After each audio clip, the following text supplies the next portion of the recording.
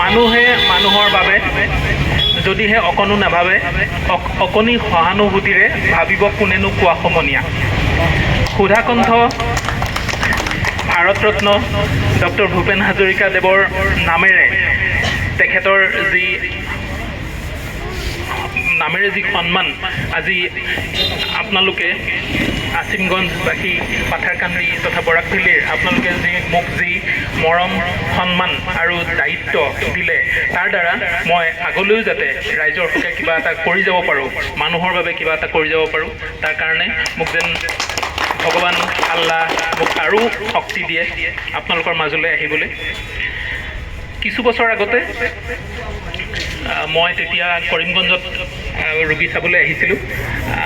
চলমান ভাই মোৰ এতিয়া নিজৰ ভাই। মই আজি আহিবলৈ পাই মোৰ এনেকুৱা লাগিছে যেন মই মোৰ ঘৰলৈ আহিছোঁ।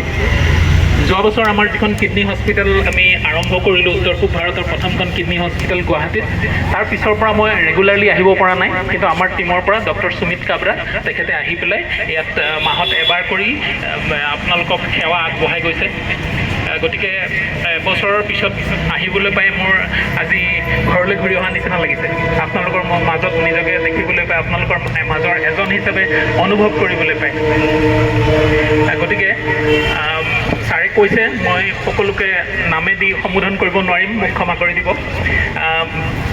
ছাৰে কৈছে যে পাথাৰকান্দি এটা বহুত ভিতৰুৱা পিছপৰা অঞ্চল হ'বই নোৱাৰে, মই একমত নহয়।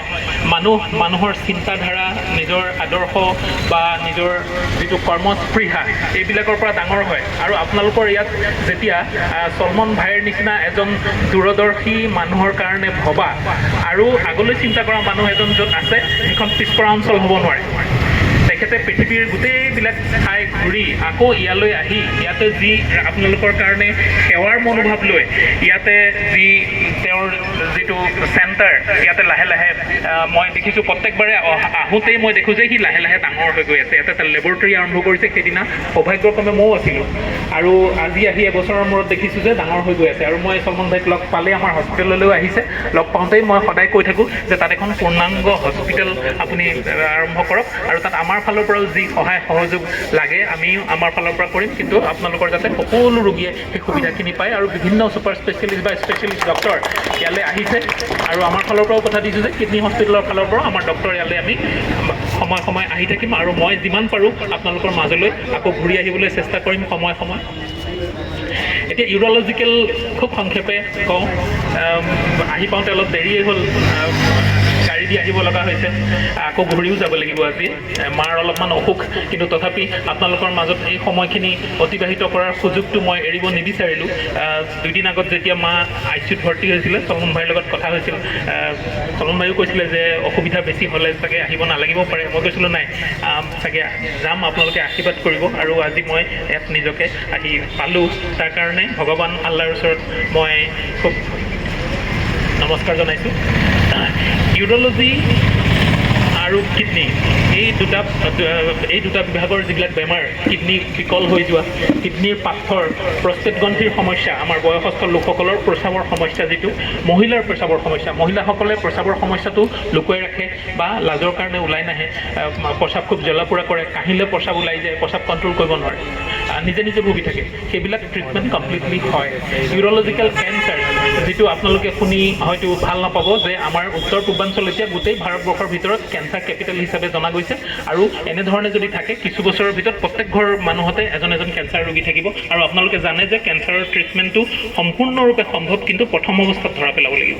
আৰু যদি প্ৰথম অৱস্থাত ধৰা পেলাব নোৱাৰোঁ, তেতিয়াহ'লে বহুত ব্যয়বহুল হ'ব, বহুত পইচা খৰচ হ'ব। গতিকে আমি নিজৰ স্বাস্থ্যটো সময়ে পৰীক্ষা কৰিব লাগিব। আৰু যিবিলাক কাৰণত আমাৰ কিডনী তথা শৰীৰৰ কেঞ্চাৰ ৰোগীৰ সংখ্যা উত্তৰ পূৰ্বাঞ্চলত বাঢ়ি গোটেই ভাৰতবৰ্ষতে বেছি হৈছে, সেইবিলাক আমি আঁতৰাব লাগিব। মই আপোনালোকক প্ৰাৰ্থনা কৰিম, মই আপোনালোকক আজি ইয়াৰ দ্বাৰাই মই প্ৰাৰ্থনা কৰিম যে আপোনালোকে সকলোৱে এটা পণ লওক যে আমি ভকতজাতীয় খাদ্যবিলাক নিজে নাখাওঁ, যাতে উঠি অহা প্ৰজন্মই সেইবিলাক আজিৰ পৰাই বাদ দিব পাৰে। ঘৰত যদি আমি নিজে খাওঁ আৰু আমি যদি উঠি অহা শিশুটোক কওঁ যে তোমালোকে চাধাজাতীয় বস্তুবিলাক নাখাবা বুলি, তেতিয়াহ'লে আমি তেওঁলোকক ভাল শিক্ষা দিয়া নাই। প্ৰথমতে আমি নিজে এৰি দেখাব লাগিব। আৰু এই যে কেঞ্চাৰ ৰোগ আমাৰ উত্তৰ পূৰ্বাঞ্চলত বাঢ়িছে, তাৰ প্ৰথম আৰু প্ৰধান কাৰণটোৱেই হৈছে বিভিন্ন চাধাজাতীয় খাদ্যবিলাক বিভিন্ন ধৰণে হ'ব পাৰে। গতিকে এইবিলাক আমি এৰিব লাগিব, নিজৰ স্বাস্থ্যটো মাজে মাজে পৰীক্ষা কৰাব লাগিব। যদি ব্লাড প্ৰেছাৰ চুগাৰৰ প্ৰব্লেম আছে তেতিয়াহ'লে তাক আমি ভালকৈ চেক কৰাই কণ্ট্ৰল কৰি ৰাখিব লাগিব, নহ'লে কিছুদিনৰ পিছত গৈ কিডনীকেইটা বিকল হৈ যাব পাৰে। যদি বিষৰ কিবা শৰীৰত বিষ আছে আপোনালোকে গৈ ফাৰ্মাচীৰ পৰা ঔষধ এটা লৈ নাখাব, ডক্তৰ এজনক দেখাব। দীঘলীয়াকৈ বিষৰ ঔষধ খালেও কিডনীটো বেয়া হৈ যাব পাৰে। নিজৰ স্বাস্থ্যটো বছৰত এবাৰকৈ হ'লেও পৰীক্ষা কৰক। আজিকালি অসম তথা ভাৰত চৰকাৰৰ দ্বাৰা আয়ুষ্মান ভাৰতৰ দৰে খুব ভাল স্কিম আছে, তাৰ দ্বাৰা বিভিন্ন ধৰণৰ অস্ত্ৰোপচাৰ চাৰ্জাৰীবিলাকো চৰকাৰে যথেষ্ট সহায় কৰে। পৰীক্ষা পাতিবিলাকো আপোনালোকে গৈ কৰাব পাৰে। গতিকে নিজৰ স্বাস্থ্যটো এবাৰ পৰীক্ষা কৰাব লাগে আৰু সপ্তাহত 2 দিন বা 3 দিন হ'লেও নিজৰ স্বাস্থ্যটোৰ কাৰণে কমচে কম 1 ঘণ্টা সময় আপোনালোকে ব্যয় কৰিব লাগে। খেলা ধূলা হ'ব পাৰে, ব্যায়াম হ'ব পাৰে, য়োগা হ'ব পাৰে, যিকোনো ধৰণৰ, কাৰণ স্বাস্থ্যটোৱে হ'ল পৰম ধন। আপোনাৰ হাতত যদি আপোনাৰ শৰীৰৰ যদি স্বাস্থ্য ভালে নাথাকে তেতিয়াহ'লে আপুনি যিমান কষ্ট কৰি পইচা পাতি অৰ্জন নকৰক কিয় 10 দিন ICUত থাকিলে আপোনাৰ গোটেই জীৱনৰ খৰচা ওলাই গুচি যাব।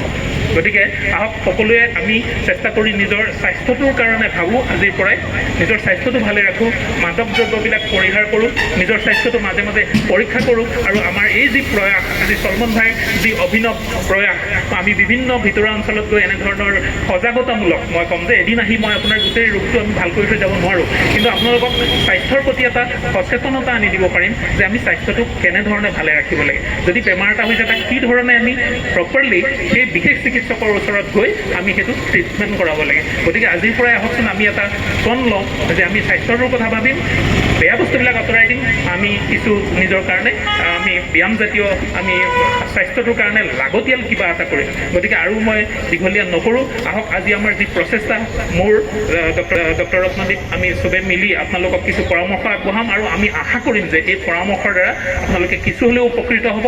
আৰু আমি সকলোৱে এটা ডাঙৰ হাততালি দি মোৰ ব্ৰাদাৰ, মোৰ ভাই চলমান ভাইৰ কাৰণে আমি আশীৰ্বাদ দিওঁ যাতে তেওঁ ইয়াত এখন ডাঙৰ হস্পিটেল গঢ়ি তুলিব পাৰে আৰু সকলোৰে যাতে তাৰ দ্বাৰা উপকৃত হ'ব পাৰে। গতিকে আপোনালোকৰ সুস্বাস্থ্যৰ কামনা কৰি মই মোৰ বক্তব্য সামৰণি মাৰিছোঁ।